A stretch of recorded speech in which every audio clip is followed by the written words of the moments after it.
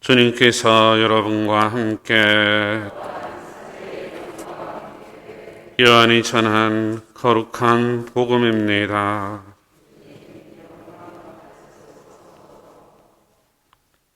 그날 곧 주간 첫날 저녁이 되자 제자들은 유다인들이 두려워 문을 모두 잠가놓고 있었다. 그런데 예수님께서 오시어 가운데에 서시며 평화가 너희와 함께 하고 그들에게 말씀하셨다. 이렇게 말씀하시고 나서 당신의 두 손과 옆구리를 그들에게 보여주셨다. 제자들은 주님을 뵙고 기뻐하였다. 예수님께서 다시 그들에게 이르셨다.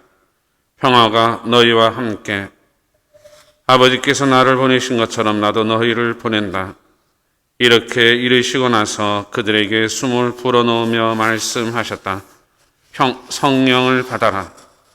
너희가 누구의 죄든지 용서해주면 그가 용서를 받을 것이고 그대로 두면 그대로 남을 것이다. 주님의 말씀입니다.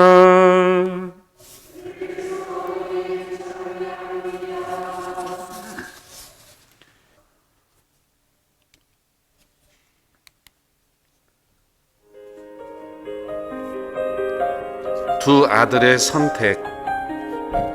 미국 어느 지방에 알코올 중독자인 아버지 밑에서 자란 두 청년이 있었습니다. 이들은 나이가 들면서 아버지의 술값으로 파산한 집을 떠나 각자 자신의 길로 갔습니다. 몇 년이 지난 후에 한 심리학자가 알코올 중독이 어린이에게 어떤 영향을 미치는지를 분석하던 중에 이 두 청년을 인터뷰하게 되었습니다. 한 청년은 자신의 일에 성실하고 능력을 인정받는 금주가로서 행복하게 살고 있었고, 다른 한 청년은 자신의 아버지 모습 그대로 닮은 늘 희망 없이 하루하루를 술로 연명하는 알코올 중독자가 되어 있었습니다. 심리학자는 이들을 조사하고는 왜 당신은 이렇게 되었느냐고 진지하게 물었습니다. 그런데 이 두 청년, 바로 두 아들이죠. 대답은 똑같은 것이었습니다. 당신이 나처럼 알코올 중독자를 아버지로 두었다면 어떻게 되었을까요? 라는 답이었습니다. 우리는 살면서 많은 갈림길에서 선택을 하게 됩니다. 같은 환경에서라도 당신의 선택 하나로 인생은 전혀 다른 길을 갈 수 있습니다. 이 같은 상황이라면 여러분은 어떤 선택을 하시겠습니까?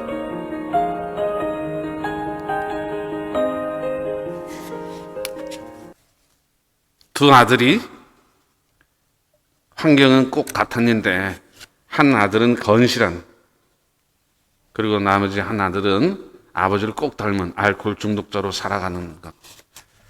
우리들의 환경이, 삶의 환경이 거의 다 비슷하다 하더라도 우리가 하나님을 알고 의미 있는 삶을 사느냐, 아니면 의미 없는 죽은 삶을 사느냐, 그것을 우리를 부추겨주고 이끌어주시는 게 바로 성령이라고 할 수가 있습니다.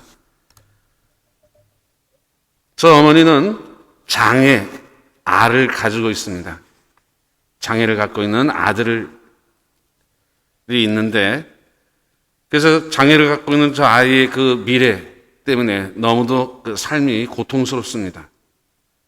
할 수 있는 거라고는 그저 하나님께 의지하면서, 하나님께 기도하면서 저 아들을 위해서 기도할 수 있는 것 뿐이었는데, 그래도 영 마음이 편치가 않습니다. 늘 부담감, 마치 더 큰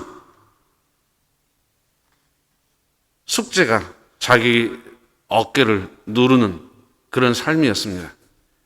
그런데 신앙생활을 하면서도 늘 기쁘지가 않았어요.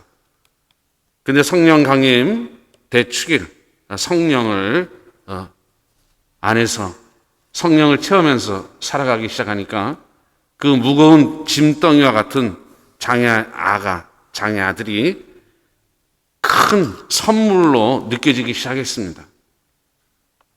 짐이 아니라 은혜로, 느껴지기 시작했습니다. 아들은 달라진 게 별로 없지만 그런 아들의 행동 하나하나가 옛날엔 거슬렀는데 이제는 감사함으로 다가오기 시작했습니다. 그러면서 저 자매의 삶은 그때부터 감사함의 삶, 행복한 삶, 은혜로운 삶으로 바뀌기 시작했죠.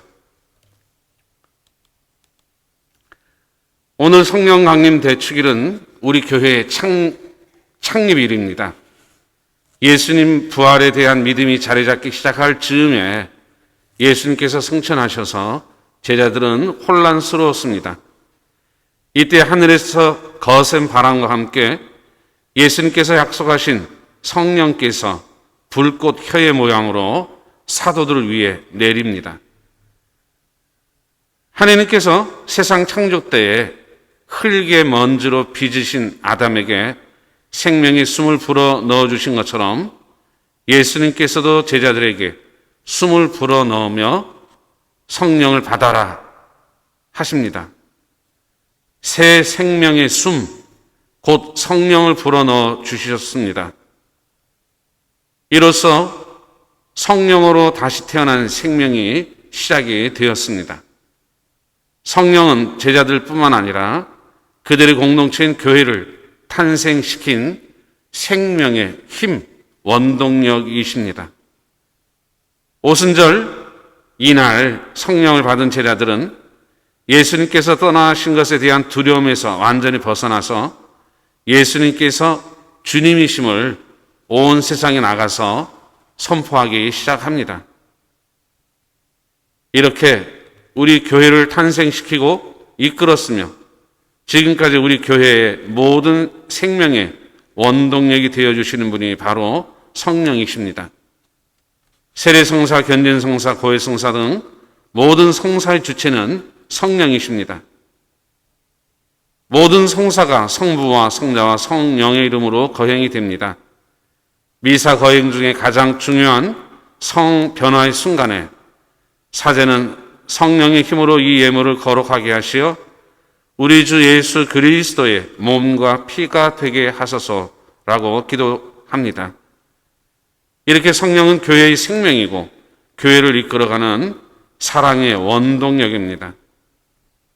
성령 안에서의 삶은 인간의 한계를 넘어서게 합니다. 성령께서는 흙에서도 생명을 일으키시고 처녀 잉태를 가능케 하시고 빵과 포도주를 예수님의 몸과 피로 변화시키십니다. 하나님께서 사랑이시므로 성령도 사랑이시고 바로 성령은 사랑의 원동력입니다. 사랑은 다름을 존중하면서 하나를 이룹니다. 오늘 독서에서 확인한 것처럼 성령은 사람들이 각자 자기 언어로 말을 하지만 듣는 사람은 각자 자기 언어로 이해하여 일치를 이루게 합니다.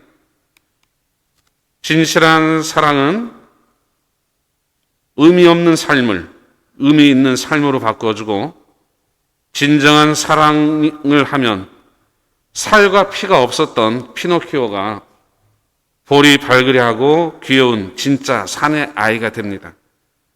우단 토끼 인형이 진짜 토끼가 되어 풀숲을 뛰어다니는 것 같은 그런 기적을 이루게 됩니다. 성령은 이렇게 가짜의 삶을 진짜의 삶으로 바꾸어 줍니다. 오늘 성령 강림 대축일을 맞이해서 성령께서 우리를 이끌어 주시기를 청하여 성령의 힘 입어서 바로 사랑의 삶을 살아야 하겠습니다. 가짜의 삶이 아니라 진짜 하느님 안에서 하느님께 주시는 생명 안에서 살아가는 진짜의 삶을 살아야 하겠습니다. 이제 오늘 여러분들이 봉헌 하시면서 성령 7인 그 카드를 뽑게 되겠습니다. 성령 7인은 지혜, 통달, 지식, 의견, 효경, 용기, 두려움 이 카드를 뽑게 되겠고 이 카드를 뽑으면서 이것만 받는다는 얘기는 아니겠죠.